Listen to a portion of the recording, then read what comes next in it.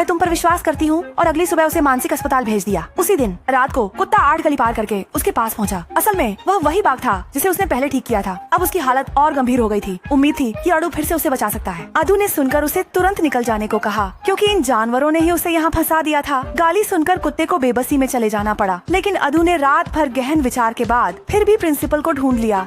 Ado अस्पताल से छुट्टी मिलने के बाद तुरंत अपने काम पर लौट आया। रात होते ही आदमी बाघ को अस्पताल ले आया। उसने और सहकर्मियों ने बेड का उपयोग करके बाघ के साथ ऑपरेशन कक्ष की ओर बढ़े। हालांकि जब वे हॉल से गुजर रहे थे, बाघ ने मेज पर हमस्टर को देखा तो भूख के कारण वह बाहर निकल आया। लोग डर के मारे भागने लगे, लेकिन अडू ने समय बचाने के लिए कोई सफाई दिए बिना सीधे बाघ को ऑपरेशन थिएटर में ले गया। जाँच के बाद पता चला कि बाघ की गर्दन की हड्डी पर दबाव था, जिससे नसें गलत हो गई थीं और अब तुरंत ऑपरेशन करना होगा।